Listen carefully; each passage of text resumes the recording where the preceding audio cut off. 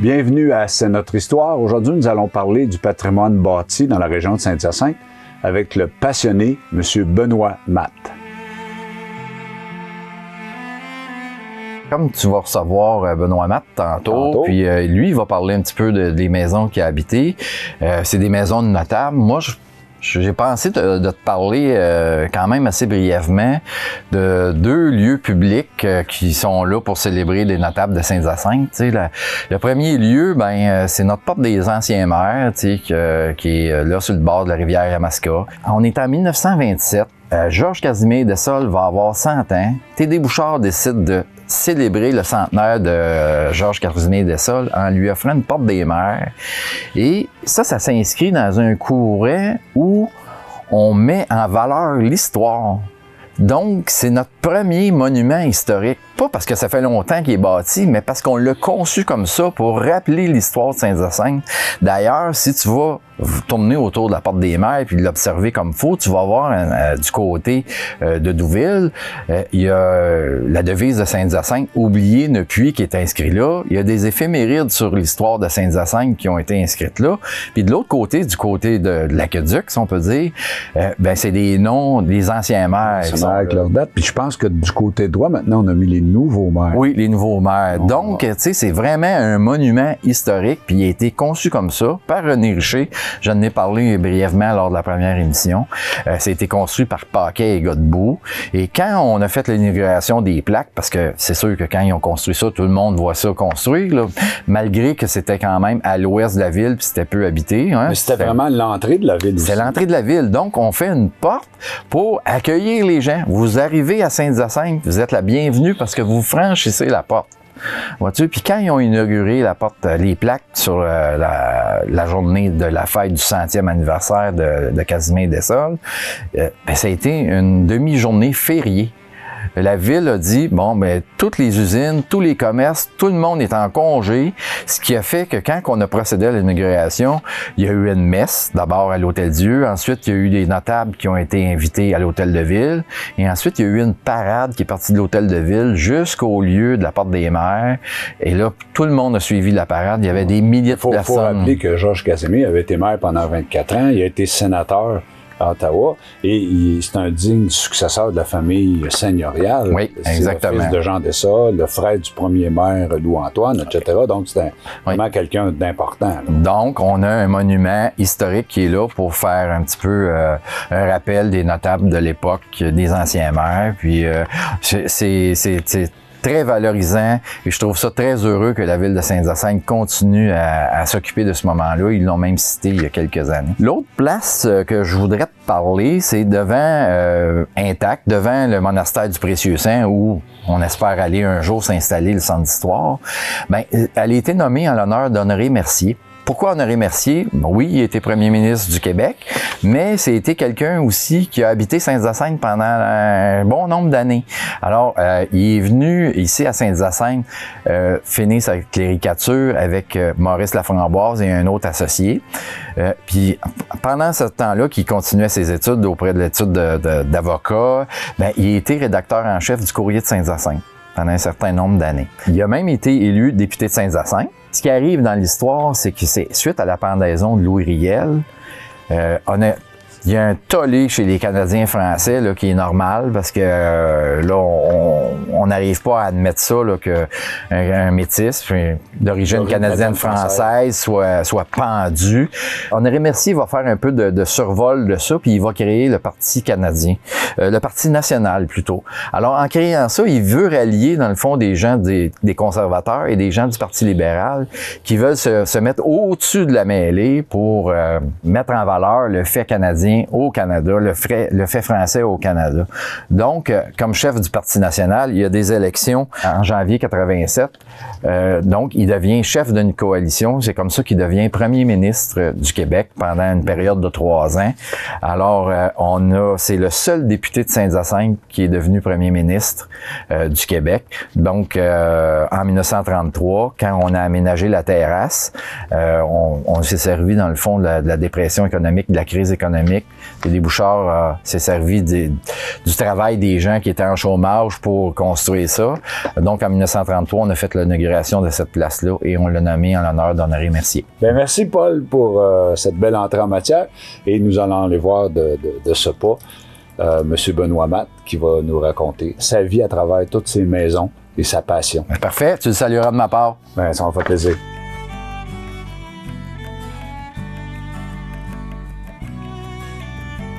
Les gens te connaissent comme un avocat qui a excellé dans différents domaines, donc vers la fin de ta carrière plutôt au niveau du criminel. Et tu es aussi quelqu'un que les gens qui regardent le Courrier de Saint-Hyacinthe t'ont vu souvent. Tu as été quand même un athlète d'élite, tu es un athlète en tennis, tu es un athlète en hockey, en beaucoup d'autres sports. Mais les gens ne savent pas que tu as une grande passion pour le patrimoine bâti. Et tu as habité dans ta vie, on notait tantôt à peu près 4 maisons qui sont patrimoniales et chacune a une histoire, puis j'aimerais ça que tu nous en parles. Ben, disons qu'on va commencer. La première maison, c'est celle où j'ai habité sur la rue Choquette, c'est-à-dire au coin de Choquette et Giroir, sur le bord de la rivière. Ça, c'était la maison de la famille Côté. Côté les bottines. C'est ça, exactement. À Saint-Hyacinthe, là, les bottines Côté. Le premier grand industriel mascoutin, c'était M. Côté. Alors, il s'est installé sur le bord de la rivière. Il habitait une maison qui avait été construite vers 1890.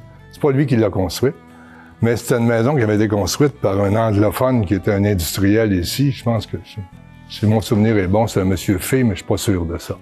Et c'était une maison de style anglais, très, très sobre. Et ce qui était particulier dans cette maison-là, c'était qu'il y avait deux quarts de maison. Il y avait une partie où c'était la domesticité. Alors, il y avait une chambre en haut, il y avait une cuisine, puis il y avait une partie du sous-sol. Alors ça, c'était réservé aux domestiques. Et l'autre partie, c'était la salle à manger, puis le salon. Et, par exemple, dans cette maison-là, il y avait une sonnette. Alors, quand M. Côté voulait être servi, il pesait sur la sonnette. Et là, les domestiques, ils prenaient les plats au sous-sol, ils les mettaient sur un ascenseur, un petit ascenseur. Et là, ça montait à l'étage. Puis là, il ouvrait la porte, puis là, il allait le servir. Alors, c'était très, très protocolaire. Et, par exemple, il y avait, dans cette maison, il y avait 2 jardiniers. Il y avait un chauffeur. Alors, c'était tous des employés qui étaient employés, en fait, à l'usine, mais qui travaillaient directement pour M. Côté. Alors, c'était un mode de vie à partir des années 1930, là, et jusqu'à... Quand on parle de M. Côté, quand on parle de l'usine Côté, là, qui est devenue un condominium tout près de la rivière Yamaska, parce qu'ils sont allés chercher le pouvoir d'eau qu'ils pouvaient avoir là, c'était, je crois, Louis Côté, qui était maire de Saint-Hyacinthe. Mais là, on parle de son fils, son frère. Son frère Eugène, est-ce que c'est Eugène? C'est ça, son frère Eugène? Oui, c'est ça. Et lui, il a eu 2 filles? Il y a eu 2 filles et un garçon. Alors, les 2 filles, moi quand j'ai acheté, là, j'ai acheté ça des enfants, mais M. Côté était mort. Et les 2 filles, ils n'ont jamais travaillé. Le garçon non plus. Alors, ils vivaient des rentes de M. Côté. Ils n'ont jamais fait à manger. Ils n'ont jamais fait de lessive. Ils envoyaient ça à l'extérieur pour que ça soit fait. Ils vivaient selon un mode de vie qui était centenaire. Qui n'était pas connu ici à Saint-Hyacinthe. C'est le rythme de vie des aristocrates du début de l'autre siècle. C'est ça. Alors, par exemple, il y avait, M. Côté, il y avait un érablière. Là, il s'était fait faire pour pouvoir brasser le sirop, il y avait des grandes cuves. Là, il s'était fait faire des bottines avec des semelles très épaisses pour pouvoir être plus haut, pour pouvoir brasser ça. Alors, c'est Marie-Thérèse qui nous contait ça. Là, Quand toi, tu l'as acheté, il restait Marie-Thérèse et sa sœur Suzanne. Et sa sœur Suzanne. Donc, ils l'ont occupé depuis il l'avait occupé 60 ans ou quelque chose comme ça. Il y avait, dans cette maison-là, il y avait, par exemple, une statue qui venait de l'exposition universelle de Paris en 1900. Et je ne sais pas comment est-ce qu'il l'avait acquis, mais c'était un artiste italien. Et cette statue-là, qui était en marbre de Carrare, alors c'était une très, très, très belle statue. Moi, quand j'ai acheté la maison, là, j'ai acheté un paquet d'objets. J'avais acheté cette statue-là. Alors, c'était très beau. Et puis, quand j'ai vendu, on a vendu en 2001, je suis allé demeurer là, dans la maison au coin de Tellier et Giroir. Cette maison-là avait été construite par M. Paul-Émile Leclerc. Et Paul-Émile Leclerc, c'est en 1840. Ce M. Paul-Émile Leclerc-là, il avait été chef de la police de Montréal. Okay. Mais chef de police, dans le temps, là, c'était pas comme un chef de policier aujourd'hui. La loi, c'était lui. Alors, c'était le représentant avec le pouvoir... le représentant de la reine. Là, pouvoir faire des arrestations, pouvoir amener les gens... Donc, en 1840, on peut penser que lui a été contre nos patriotes qui étaient au pied du courant. Effectivement, parce que il était chef de police durant toute la période des troubles de 1837-1838. Naturellement, il y en avait eu avant un peu, puis il y en a eu un peu après. Alors, il a fait pendre des patriotes. Il en a fait condamner. Semble-t-il, selon certains historiens, dont Monseigneur Choquette, qui a écrit l'histoire de Saint-Hyacinthe, en 1930, qui a été gentil quand même envers certains patriotes. En fait, il était averti, là, si vous ne quittez pas votre domicile, ou si vous ne vous sauvez pas aux États-Unis, vous allez être arrêté. Alors, il y en a beaucoup qui sont partis aux États-Unis. Alors, ça a été une période très trouble, mais on voit qu'à ce moment-là, c'était l'acte d'union entre le Bas-Canada puis le Haut-Canada. Alors, là, à ce moment-là, M. Leclerc, après l'histoire des Patriotes, il est venu s'installer à Saint-Hyacinthe et là, il a créé une ferme expérimentale. Alors, ça a été le début de l'agriculture intensive faite par un homme riche. Mais pour aider nos téléspectateurs à savoir c'est où exactement, là, moi, je le sais, là, mais c'est au coin de la rue Tellier et Giroir. De l'autre côté, c'était la maison à Benoît, je pense. Bien, la nouvelle maison de Benoît. La nouvelle maison de Benoît. Et on n'est pas face à la rivière, on est de l'autre côté. On est du côté nord. C'est-à-dire, nord de la Giroir. On est du côté nord-est du coin de Tellier et Giroir. Là, aujourd'hui, c'est un terrain vague. C'est un terrain vague. Parce qu'elle avait brûlé, cette maison. Oui, c'est ça. Et... en 1890, cette maison de ferme-là a été convertie en maison monumentale. C'est qu'on a rajouté 2 étages. On a rajouté 2 étages avec du pièce sur pièce qui ont, pour en faire un bloc un peu rectangulaire. Et ensuite, cette maison-là a été habitée par... M. Louis-Marie Morin, qui était l'agent Maudson à Saint-Hyacinthe, et la brasserie était sur la rue Giroir. Pas sur la rue Giroir, c'est la rue Mont-d'Or. C'est là qu'était l'agent Maudson à Saint-Hyacinthe, puis là, c'est là qu'on commerçait la bière.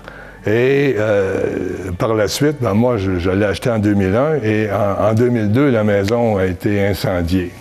Et par la suite, je suis allé vivre... Mais pourquoi, Benoît, avant que tu me dises ça, pourquoi tu n'es pas allé t'acheter une maison, tout simplement?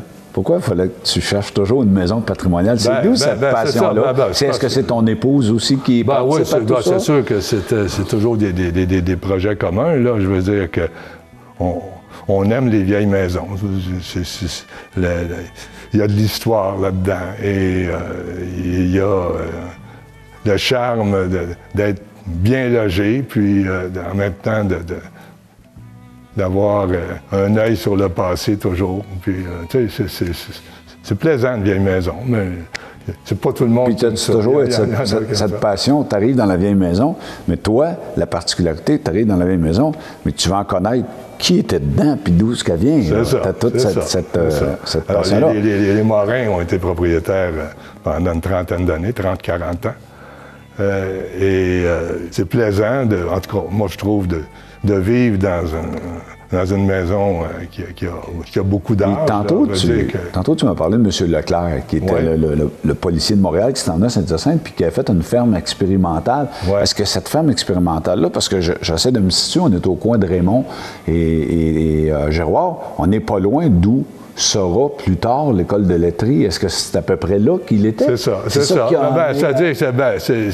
Sa ferme, c'était ça. C'était les endroits où sont l'ITA aujourd'hui et l'école de laiterie. OK, donc c'est un prélude à toute cette...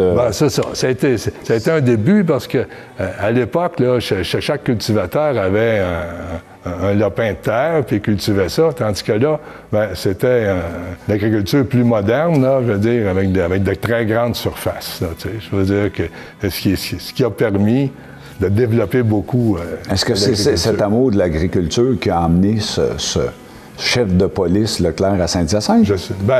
J'imagine qu'il devait avoir des intérêts pour l'agriculture, puisqu'il en a fait, puis il s'est construit une ferme ici, là, tu sais. Alors, j'imagine qu'il y avait un intérêt pour ça. Comme ça, M. Morin était là pendant à peu près 30 ans? Une trentaine d'années. Sa femme... Par la suite, sa femme, Graziella Beaulieu, je pense qu'elle s'appelait. Elle a continué, après le décès de M. Morin, elle a continué à rester là. Et ensuite, la maison est passée dans les mains d'une autre personne qui l'a rénovée, M. Rémi Côté. Et moi, je l'ai acheté de Rémi Côté? De Rémi Côté. De Rémi Côté en 2001. Et elle a brûlé. Puis après le feu, pendant le temps de retrouver une autre maison, là tu as sûrement resté dans une maison non patrimoniale pour un certain temps. Non, même pas? Même pas? C'était une obsession? Non, il y avait quelqu'un sur la rue, M. Jean Marin. En fait, lui, sa maison est située au coin nord-ouest de la rue Larocque et de la rue Giroir. Okay. La maison est encore intacte et... c'est une maison victorienne, là. Oui, c'est victorienne, avec des tourelles, en bois blanche, avec des décorations bleues et jaunes. C'est une très belle maison. Ouais. Bon, alors, M. Jean Marin avait un appartement à Montréal, puis il n'habitait pas beaucoup la maison ici. Fait que j'ai loué sa maison complètement meublée pendant quelques mois, le temps de me trouver un autre endroit. Et je suis resté peut-être 5 ou 6 mois dans la maison de M. Marin. Alors, ça, c'est la troisième maison. Puis toi, tu l'as occupé un certain temps, puis M. Marin est revenu. Il est revenu, là, mais il y a une constance que je revois là, sur la rue Giroir, qui est dans le fond, disons là, qui est patrimoniale, qui est une maison victorienne. Les gens qui l'occupaient, donc, c'était tous des professionnels ou à l'origine, est-ce qu'il y a eu beaucoup de propriétaires d'usines qui ont... Oui, il y avait comme M. Morin, c'était un industriel, là, je veux dire que l'agent Molson, c'était un industriel. M. Côté, c'était un industriel aussi. M. Marin, c'était un juge. Et quand j'ai quitté cette maison-là, j'ai racheté sur la rue Saint-Pierre-Ouest, c'est de l'autre côté de la rivière, sur la rue Saint-Pierre-Ouest, la maison construite par le juge Sicotte. Le juge Sicotte qui a été premier ministre du Bas-Canada. Donc on est avant 1867, là. Oui, on est dans l'acte d'union, là. On est en 1860, quand il y a eu l'acte d'union du Bas et du Haut-Canada. Alors, à l'époque, il y avait 2 premiers ministres pour le pays. Alors, il y en avait un qui provenait du Bas-Canada, puis il y en a un qui provenait du Haut-Canada. Alors, le juge Choquette, il n'était pas juge dans le temps, a été ministre des Travaux publics, puis ministre des Mines dans cette union du Bas et du Haut-Canada. Alors, c'était un homme immensément riche parce qu'à l'époque, c'était la construction du chemin de fer et il avait investi là-dedans. Au début, il s'était construit une maison au club de golf de Saint-Hyacinthe. Il n'y avait pas de club de golf, mais... Il y avait le ruisseau Plein-Champ, là. Près du ruisseau Plein-Champ. Alors, il s'était construit un immense château en bois. Parce que lui, il avait tout le bois de la Colombie-Britannique. Il avait accès à ça. Avec le train. Avec le train. Alors, il s'était construit un immense château en bois, puis il était le ministre des Travaux publics. Et peu de temps après avoir construit son château en bois, il y a eu un glissement de terrain et son château a été complètement détruit. Ah ouais? Ouais. Son château a été complètement détruit. Après avoir quitté sa fonction de premier ministre, puis là, il était devenu juge de la Cour supérieure à Saint-Hyacinthe. La justice, dans l'ancien palais de justice au coin de Concorde. Dans l'ancien palais de justice qui a été construit en 1853. Assez curieusement, de sa maison, de son château au club de golf, ou près du ruisseau Plein-Champ, jusqu'au palais de justice. On parle d'à peu près 3 km, là, minimum. Je dirais 2 à 3 km.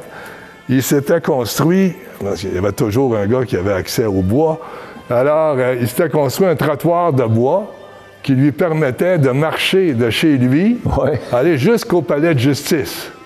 Alors, c'est devenu la rue Scott. C'est devenu la rue Scott en son honneur. C'est comme c'est lui qui avait tracé cette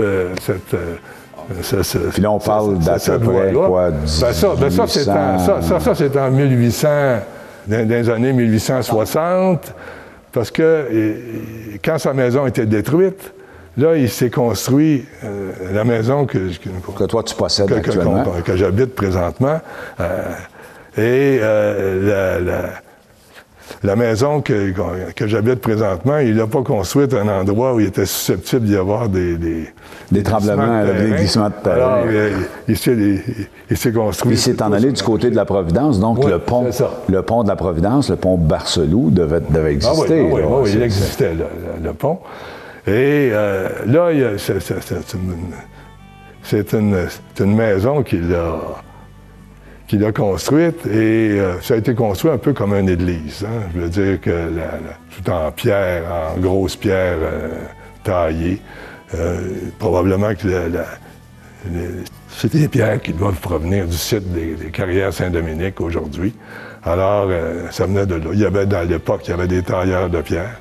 Et il a construit cette maison-là. Puis là, c'est une maison qui a été habitée par lui. Puis ensuite, il y a eu différentes personnes qui l'ont habitée. Il y a eu un monsieur Pagnuelo vers 1900. M. Pagnuelo avait ça. Ben là, il vendait des automobiles, puis il vendait aussi des tracteurs. Et il y a eu aussi, parmi les gens qui ont habité là, il y a eu le fils de M. Théa Saint-Germain. Alors, du groupe Commerce. Le fils, OK. Théa Saint-Germain, le fondateur du groupe Commerce ou de la mutuelle de commerce à l'époque, au début de l'autre siècle. A habité cette maison-là vers 1920. Bon. Et M. Pagnuelo, lui, c'est vers 1900. Alors, M. Saint-Germain, c'est vers 1920. Et par la suite, il y a la famille Saint-Pierre qui a acheté cette maison-là. Alors, la famille du député? La famille Saint-Pierre, c'est ça. L'ancien député et ministre lui aussi était ministre des Travaux publics. Des Travaux publics dans le gouvernement Lesage. René Saint-Pierre. René Saint-Pierre. Alors, les autres, ils l'ont habité pendant un bout de temps. Et Mme Saint-Pierre, quand M. Saint-Pierre est mort, Mme Saint-Pierre a continué de vivre là. Et mais avant ça, il y avait eu le juge Chabot qui habitait là pendant une vingtaine d'années. Alors, de 1940 à 1960, c'est le juge Victor Chabot, alors qui était un juge très, très réputé. Il faisait des commissions d'enquête, et comme le juge Gomery, par exemple. Il faisait des commissions d'enquête comme ça, et il était juge à Saint-Hyacinthe. Quand j'ai commencé à pratiquer, lui, c'était sa dernière année comme juge, parce qu'à 70 ans, il devait prendre la retraite. Puis moi, c'était ma première année comme avocat, en 1969. Vous vous êtes côtoyés. En 1969. Puis là, ensuite, il est allé travailler comme avocat conseil chez Léon Nichols.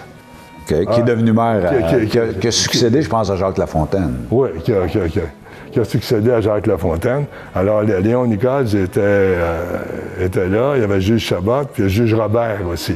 Par la suite, quand j'ai acheté cette maison-là, là, j'ai vu qu'il y a tous ces gens-là qui avaient travaillé. Fait que je trouvais ça intéressant. Maintenant, une autre chose aussi, c'est que quand j'ai commencé à travailler en 69, je travaillais dans l'immeuble qui était l'ancien groupe commerce, au coin de la rue du Palais et Giroir, au centre-ville. Et assez curieusement, moi, je travaillais dans le bureau, dans mon bureau, dans l'ancien logis de M. Théa Saint-Germain. Parce que quand le groupe commerce s'est installé là, M. Théa Saint-Germain, le fondateur de cette coopérative, parce que c'est une coopérative, le fondateur de cette coopérative vivait au 3e étage de l'immeuble et le groupe commerce était en bas. Et là, avec le développement, le groupe commerce est devenu ça, puis ils ont déménagé dans les années 60 dans leurs nouveaux locaux sur la rue Giroir, mais à côté des Sœurs du Précieux-Sang. Il y avait aussi M. Benoît qui, les premières années, c'était mon voisin de bureau, parce qu'il avait été président du groupe commerce. Il avait gardé un bureau. Alors, il avait gardé un bureau, puis lui, c'était un numismate.